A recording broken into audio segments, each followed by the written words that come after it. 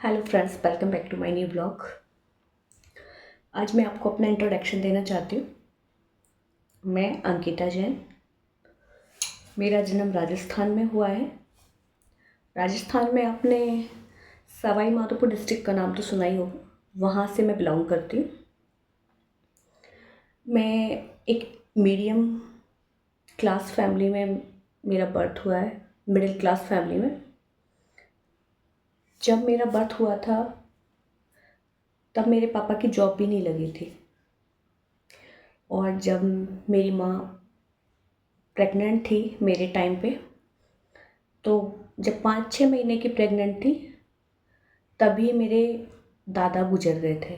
तो मैंने मेरे दादाजी को नहीं देखा। तो उस टाइम पे ये हो गया था कि अब घर में कोई कमाने वाला नहीं है। पापा की जॉब थी नहीं, पापा से बड़े मेरे ताऊ जी थे, उनकी भी जॉब नहीं थी, और ताऊ जी के भी ऑलरेडी 2 बच्चे थे, एक बेटा एक बेटी, और 2 बुआ थी, वो भी मेरी कवारी थी। तो ऐसे में फैमिली की जिम्मेदारी बहुत ज़्यादा बढ़ गई थी पापा और ताऊ जी के ऊपर। और ऐसे में जब मेरा बर्थ हो गया तो मैं एक लड़की पैदा हुई। तो किसी ने पापा को बोल दिया कि आपके 7 लड़कियां ही लड़कियां होंगी।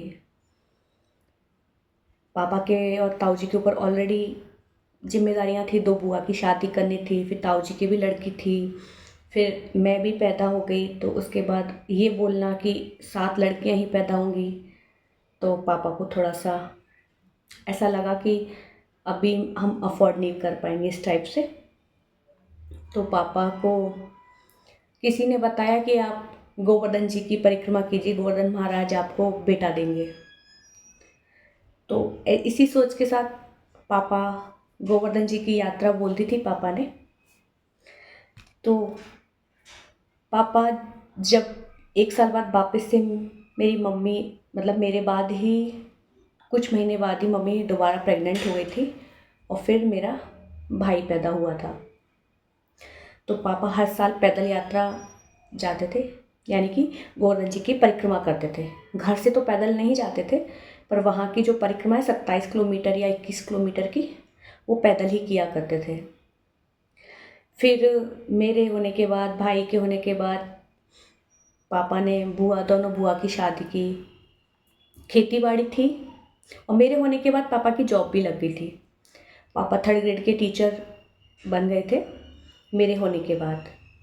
तो थोड़ा बैलेंस में आई ज़िंदगी। तो फिर वैसे तो जो मेरे दादा थे वो भी पटवारी थे, तो उन जो मेरी दादी थी उनके लिए भी पेंशन आती थी, पर उस टाइम आप जानते हैं कितनी कम होती थी। खेती बाड़ी से ही मैन गुजारा हो जाता था। खेती बाड़ी अच्छी थी हमारे यहाँ।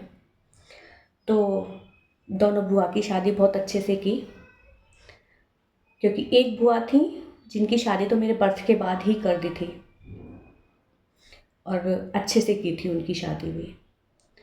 फिर इसके बाद जो मेरी एक छोटी छोटी बुआ थी, उनकी शादी तो जब मैं लगभग 10 साल की होंगी तब की थी। तो दोनों जिम्मेदारियां उन्होंने बहुत अच्छे से बाबा के जाने के बाद अच्छे से निभाई। पूरे गांव वाले भी इस बात की तारीफ़ करते हैं कि दोनों भाइयों ने मिलके बहुत अच्छी शादी की।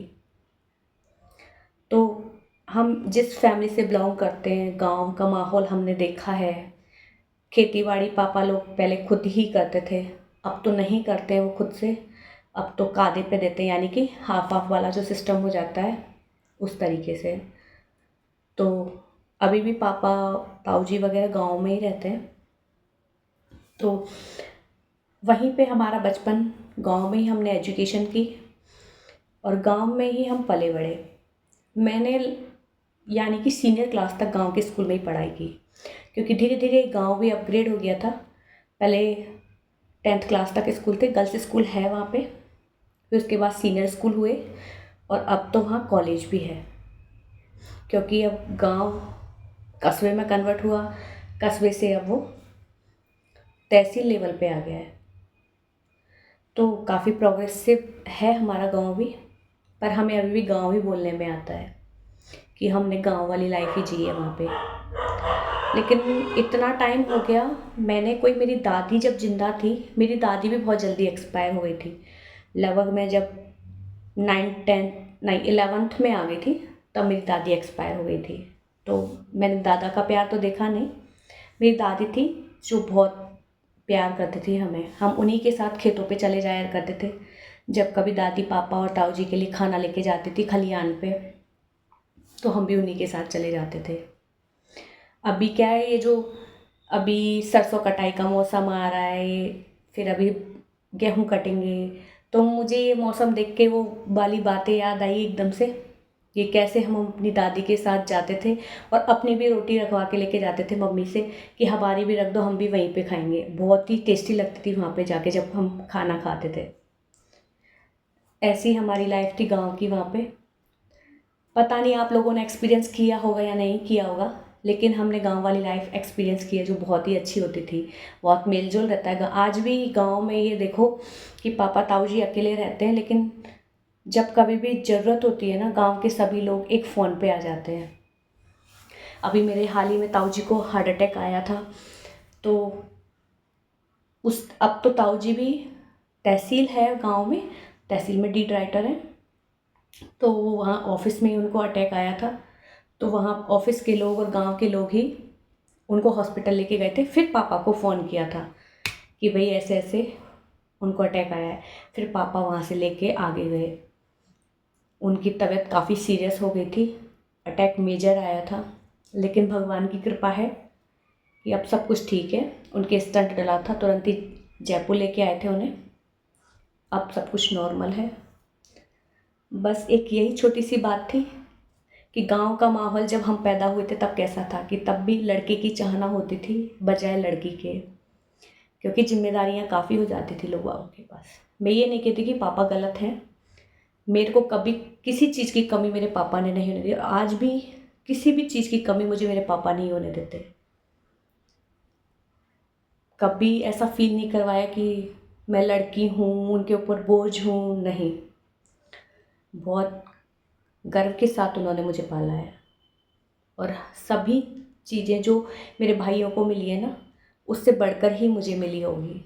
इतना भरोसा मेरे पापा मुझ पे रखते थे जितना मेरे भाइयों पे नहीं रखते थे। तो बस बात एक परिस्थिति की थी जो मैंने सोचा आज से मैं आपको इस ब्लॉग में स्टार्ट करूं, कैसे हमारी लाइफ थी स्टार्टिंग की।